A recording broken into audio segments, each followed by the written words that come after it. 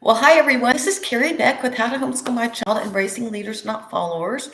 And I am here to talk about fun schooling, fun ways to learn this summer. I even have a series on ocean animals called Fun School with Dolphins and Fun School with jellyfish and all, because I think school ought to be fun.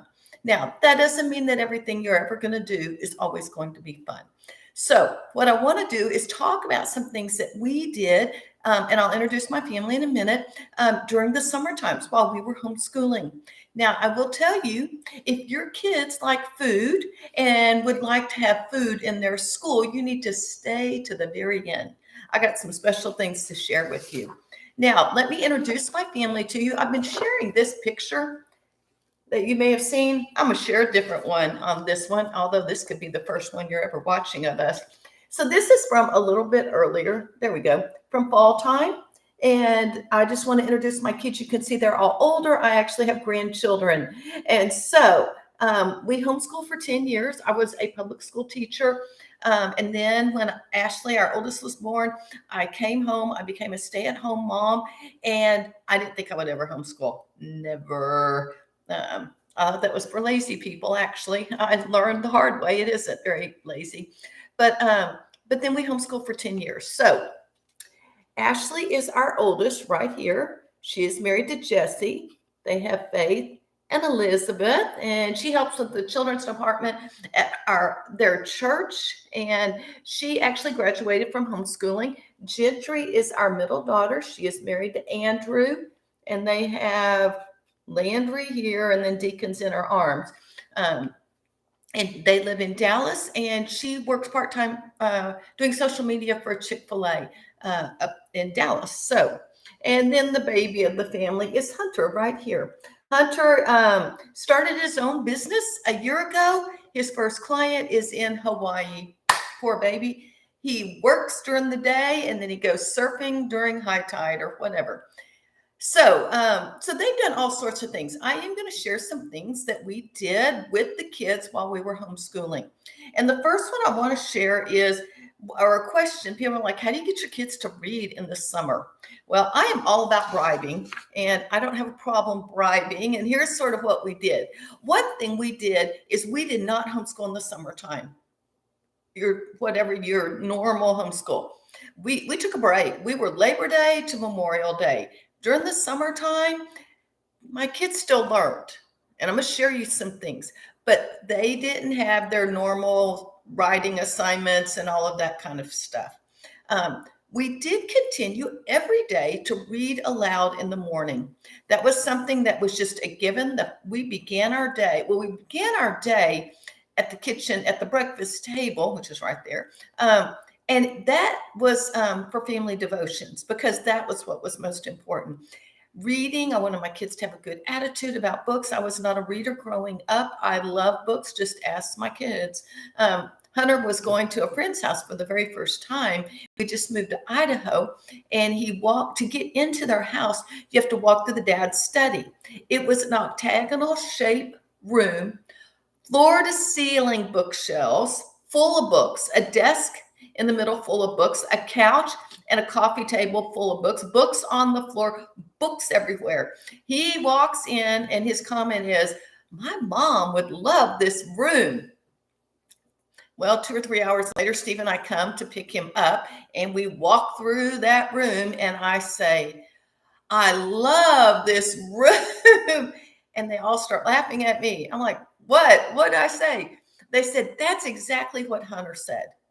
So there's a few ways that in that one story that you can encourage reading. One, if you are reading something besides this, you're reading real books, you're modeling. My kids, I didn't have to say, now, Hunter, I love books. I want you to love books too.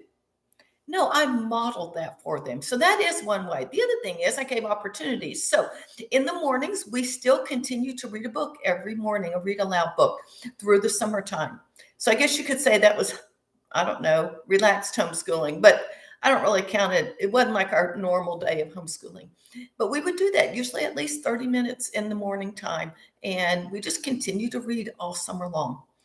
That was one way that I could encourage them to pay attention to books.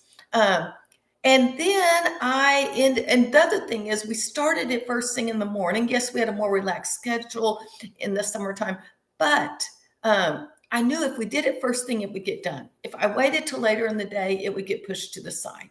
So I wanted to make sure it still got done.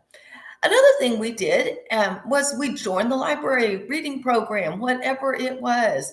And I think they had goals. I mean, I've gone to even my grandkids, they had library reading programs and they were winning all sorts of stuff. At ours, you had a goal or you were supposed to read a certain amount, different age levels. And at the end of the summer, you could go in and get a reward. And when they were little, that was just fine, because if we could go get a free ice cream cone and that was what was in their little goodie bag, that was fine. As they got older, I thought, we're gonna up our game with this reading in the summertime. So when I said bribing your kids, I meant giving them a really huge incentive to read, whatever that goal is between you and your kids. I'm not telling you how much to read. So each child would choose however many books they were going to read or pages or however we did it. And then we had a family goal. If we met the family goal, we went to Schlitterbahn Water Park, which is in New Braunfels, about 2.5 hours away. And it was fun. We would get up early that morning and we would drive over there and spend the whole day at the water park. That was a huge treat for my kids. We didn't live near a water park. To actually go to one was a huge deal, and it was a real treat. And so I decided, I will say, before we did Schlitterbahn, I think we may have gone to a movie here in town, or maybe we did go all out to eat and out for ice cream afterwards. But when they got to be junior high age, I wanted to make sure it was something that was really cool. Find something like that would be super special and attach it to whatever you want them to read in the summertime. So that's one thing. How else do we get them to learn? And stay with me. I still got food coming. I mean, cookies. Do your kids ever get bored? Do you ever allow them a chance to get bored? Or are they constantly on a screen of some sort? If they're on the screens, go watch my screen. I have a whole nother talk on screens and how to get control and maybe even a screen-free summer. I know that's not completely possible, but we sure can reduce the amount of screen time. Do your kids get bored? Boredom is good. Why? There are many benefits, but I'm just going to share 3 benefits. One, it stimulates creativity. Creativity begins from boredom a lot of times. So when your kids get bored, they have to think of things to do. And I mean, I've had some of you moms say, when my kids say they're bored, then I'm going to tell them, oh, I have some things that you could do. And all of a sudden, they're not bored again. All right, so it does stimulate creativity. The other thing, it improves mental health. All right, and it encourages self-control. Our brains need a rest. We are constantly go, go, go everywhere, activities, go, go, go on this. Our brains need to slow down and rest. I didn't tell you, Hunter's, the company he's working for in Hawaii, the name of it is Slow Yourself Down. And one of the reasons he's attracted to it was that title. They are all about slowing down our lives. So that's something I would really encourage you. Let your children get bored. Now, I do have sort of a fun printable. It's completely free. It's on the handout, but you could still go to howtohomeschoolmychild.com/board. And it is, I think it's 201 things to do when your kids are bored. And you can print them out, cut them up, put them in a jar. And then when your kids are bored, I do think they need to figure it out themselves, but maybe every once in a while, pull something out of the jar and do what's written on there. So that would be something else you could do. All right. So reading through the summer, allowing your kids to get bored. Now let's talk about some fun activities. I would encourage you in the summertime to just plan one fun activity with your children. You don't need to do something every day, although you might. I don't know what your personality is, but if you feel so overwhelmed, just choose an activity. Now, you can continue science just by going to the library and getting some simple science books like this. Science Surprises, 11 Fun and Easy Experiments. And they're super easy. Did you see that? They even have some history. Where'd it go to?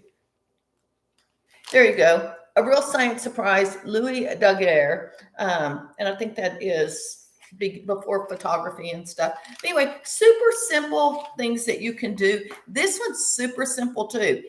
Even though it's written for kindergarten-ish ages, elementary, I mean, kids are going to have fun. And what's nice is it's super easy. You can just start reading and get a balloon and do the little activity. So you could just do one page each week and go through and do some things like that. Another thing would be, oh, forgot about those books. Another thing would be to do some sort of unit study. I already talked about unit study in our the homeschool multiple kids one. So I'm not going to go into detail. I did forget in there that I do have a unit study toolkit, and on the handout you can see that you can get that at a discount. But I'm going to expand the ocean unit study, and then we're going to move into the food. So super easy. I showed you this already. You can read something like this. It tells the story of an actual boat, and you learn about humpback whales. And you can, but we just have all these different ocean books. These are fun, easy books. This is one by Usborne that actually links to the internet. So you download, I think, some kind of app, and then here's your internet link that you can go to. So this is all about sharks. This, again, I showed this, but I showed a different book, Seymour Simon, one of my favorite science authors, because the photography is so cool. You may not be able to see it because it's sort of dark. Well, there's one with the baleen, but you can read through, and this whole page is talking about the baleen in their, they don't have teeth. They use their baleen to filter through their food. Do whales have belly buttons? Look at this. You can do one page a day. How long can whales stay underwater? Do whales have especially large lungs? Can whales drown? Why do whales sometimes get stuck on shore? That would be just a fun thing that you could read. And here's some more Simon Seymour sharks and manatees, little fun books here. And this is a super simple one. What I want you to realize is just because they're simple doesn't mean older kids can't learn things. So this is very simple. And then I had my Magic School Bus on the ocean floor one as well. Okay, so those are some books. You could read a book like that, and you could do our fun, let me get it, Under the Ocean graham cracker. I already had this done, and then I realized I need to get it a little wet. So let me, yeah, because the candy's not going to stick. So I'm going to tell you right now, my 7, 5, 2, and 2-year-old grandkids did these last year. This is something I have in my ocean unit study that we sell in our store. So here you just get a graham cracker. Now they did goldfish. I couldn't find any goldfish in the cabinet. So we're going to put this little fish down here. And then, they're going to blow bubbles. So, we want some little air bubbles. I'll show you in just a second what I'm doing. I have these little candies that you just get at the grocery store. Now you've got their little air bubbles, and you can talk about how they can breathe underwater and stuff. And then the last part, then all you're going to do, take this, and you're just going to put some sprinkles on it. And then it's a fun little under the ocean one. Now, the grandkids had goldfish, so they had several little goldfish. This one's a little big, but your kids will probably get into it. And you can even talk about fish and breathing and fins and science and all sorts of stuff just from that. Now, let's keep talking about animals. I'm going to just keep going through my little fun things that you could do. By the way, you can get my activity guides like this. The link will be on the handout at howtohomeschoolmychild.com/activities. And that will just pull up a bunch of blog posts, and you can pick and choose which ones that you would like. Now, another thing that you could do, I did this with my 3-year-old granddaughter the other day. Let's see if I don't think I'm going to be able to. We made a banana caterpillar. You could be growing butterflies buy the little kit and do the butterfly thing, and you get the little larva, I think, and then they turn into caterpillar and all. I don't know if you can see, but here is the banana caterpillar. There's slices of banana, and then you put peanut butter in between. Use pretzel sticks for the legs, and then I use mini chocolate chips for the eyes. So that would be something fun. If you're studying insects or you're just going to go out and catch some butterflies, that would be a fun thing to do as well. All right, here's another one. This is, if you want, there's tons of these, but this is, see if I can hold it well without dropping it. It's the Cat in the Hat. So you could read the Cat in the Hat, and then you can make strawberry banana Cat in the Hats. And all I did was I had these cookies, those little sandwich cookies, and I took one off and I made the bottom of the hat. You could use vanilla, you could use chocolate, whatever you want. So that would be fun to do as well. Let me put it down before it falls over. I'm going to be eating that banana and strawberries for lunch. Okay, here's another one. I made some Jell-O yesterday, and when we are studying cells, you can make a representation of the cells. C-E-L-L, not selling something, but cells in our body. This is a very elementary explanation of a cell, a nucleus, and the cell membrane, and the cytoplasm. So you're going to take some Jell-O. We're going to put a fair amount of Jell-O in here. Okay. You probably want to go ahead and fill it all up, but I'm not going to. I am going to sort of break it up. Okay, so the bag is the cell membrane. The cytoplasm is all in here. That's all the Jell-O. I'll put a little bit more in there. It's hard to do this and demonstrate. And we need a nucleus, don't we? We got that too. Great. So I'm just going to take the grape, put it in here. I'm going to seal the bag. And then I'm going to try to get the grape. Yeah, there we go. So that it's inside the cytoplasm. All right, I guess I can put it over here. This would be a really simple way. Your whole family could be studying cells, because I have another one for older kids, okay?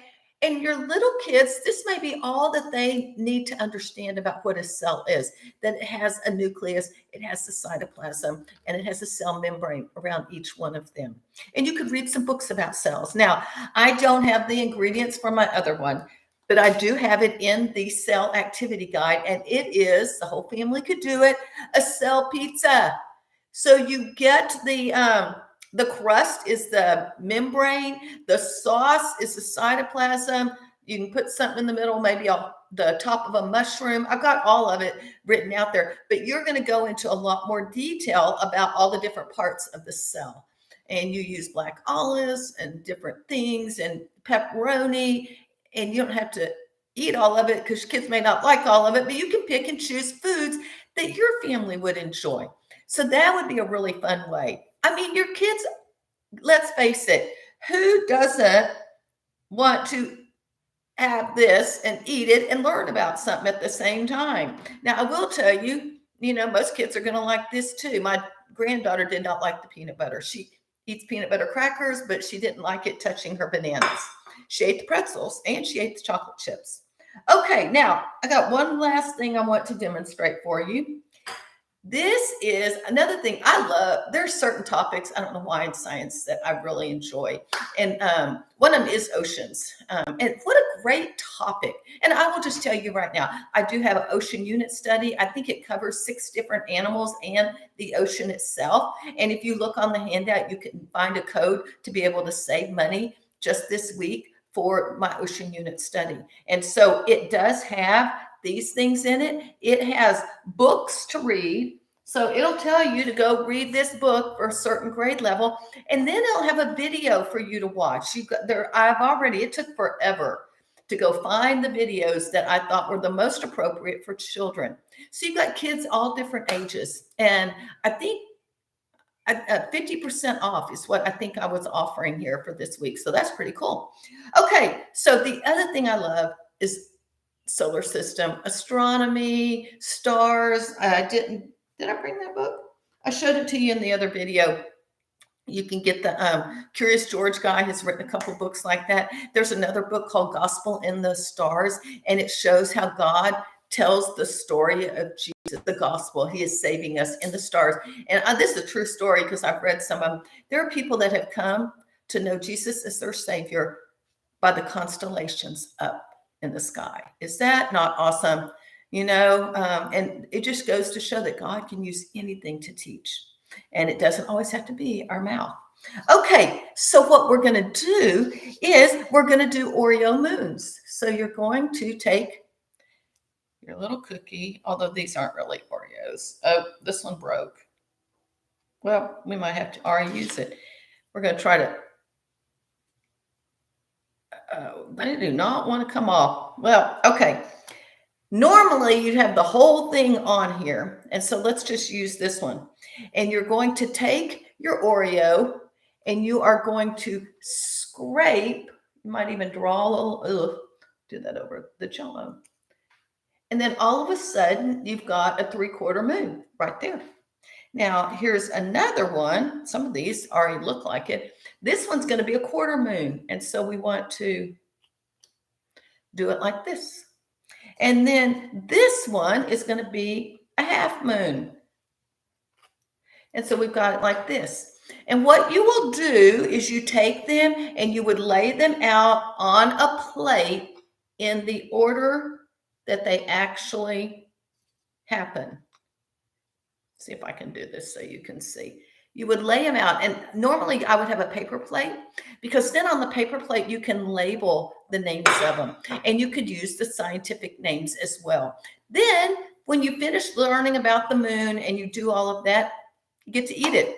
That's what's cool about all of this, Shoot, you can have a cell Jello for your dinner tonight as well. Okay, those are some fun activities that you could do. Like I said, I've got tons of free activity guides. I do have some unit studies as well that are already put together for you. And like you've got books to read, questions to ask, videos to watch, crafts to make, all sorts of things, and read alouds and stuff like that. Those are on sale this week. And there was something else. Unit Study Toolkit is on sale this week as well. And who doesn't like food? Why not encourage your kids to learn with food?